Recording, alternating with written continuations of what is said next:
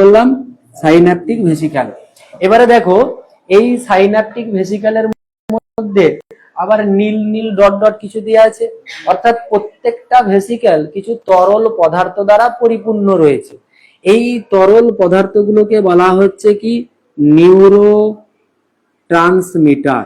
এরকমই একটা নিউরো ট্রান্সমিটারের উদাহরণ কি অ্যাসিটাইল কোলিন, পরীক্ষায় এটা আছে। এরপরে দেখো এরপরের যে জায়গাটা রয়েছে সেটা হচ্ছে কি ডেনড্রন। তাহলে যখন কোনো একটা স্নায়ু স্পন্দন অ্যাকশন হয়ে তার প্রান্তপুরুষকে আসবে, আসার সাথে সাথে তারা কি করবে, এই যে থলেগুলো রয়েছে এই থলেগুলো স্পর্শ হবে, স্পর্শ হয়ে গেলে তারা কি হবে, উদ্দীপিত হবে। উদ্দীপিত হলে তারা এরকম নিচের দিকে চলে আসবে। নিচের দিকে যখনই আসবে এসে এরা কি হবে, ফেটে যাবে। ফেটে যাওয়ার সাথে সাথে আমরা দেখব এই যে তরল পদার্থগুলো রয়েছে যার নাম আমরা কি বলেছি অ্যাসিটাইল কোলিন বা নিউরো ট্রান্সমিটার, এগুলো এই ফাঁকা স্থান বরাবর ছড়িয়ে পড়বে। এবারে দেখো এই যে ফাঁকা স্থানটা রয়েছে এই স্থানটার একটা আলাদা নাম আছে, যেটাকে বলা হচ্ছে সাইন্যাপটিক ক্লেফট। কি নাম বললাম, সাইন্যাপটিক ক্লেফট। তার মানে নিউরো ট্রান্সমিটার গুলো সাইন্যাপটিক ক্লেফট বরাবর ছড়িয়ে পড়বে। ছড়িয়ে পড়ার সাথে সাথে এখানে বসে আছে কারা, বিভিন্ন গ্রাহক কোষ। এরা কি করবে, এইগুলোকে গ্রহণ করে ভিতরের দিকে আমাদের স্নায়ু স্পন্দন গুলোকে পাঠিয়ে দিবে। তাহলে দেখো আমরা দেখলাম এই যে সাইন্যাপসের মধ্য দিয়ে স্নায়ু স্পন্দন পরিবাহিত হচ্ছে, কিভাবে হচ্ছে না এখান থেকে এই সোজা পরিবাহিত হচ্ছে। কখনোই আমরা দেখবো না ডেনড্রন থেকে অ্যাকশনের দিকে স্নায়ু স্পন্দন যাচ্ছে।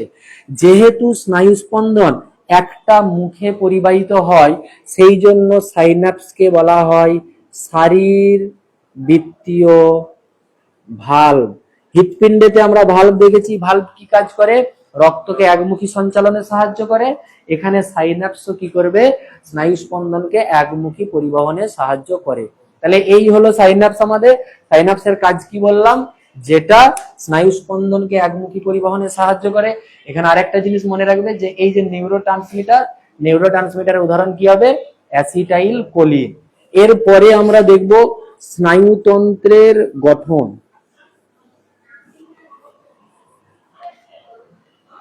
অর্থাৎ যদি আমরা স্নায়ুতন্ত্র দেখি, স্নায়ুতন্ত্রকে কটা ভাগে ভাগ করা যায়, দেখবো আমরা স্নায়ুতন্ত্রকে টোটাল 3টা আলাদা আলাদা ভাগে ভাগ করা যাচ্ছে। যার মধ্যে একটা ভাগকে আমরা কি বলবো, সিএনএস বা যেটাকে বলা হয় সেন্ট্রাল নার্ভাস সিস্টেম, বা বাংলায় যদি আমরা বলবো হচ্ছে কি কেন্দ্রীয় স্নায়ুতন্ত্র। এরপরে দেখো আরেকটা ভাগ হচ্ছে কি পিএনএস বা যেটাকে বলা হচ্ছে পেরিফেরাল নার্ভাস সিস্টেম, বা এটাকে বলা হচ্ছে প্রান্তীয় স্নায়ুতন্ত্র। আর একটা হচ্ছে আমাদের এএনএস বা যেটাকে বলা হচ্ছে অটোনমিক নার্ভাস সিস্টেম, বাংলায় বললে আমরা বলবো স্বয়ংক্রিয় স্নায়ুতন্ত্র। এবারে দেখো এই যে কেন্দ্রীয় স্নায়ুতন্ত্র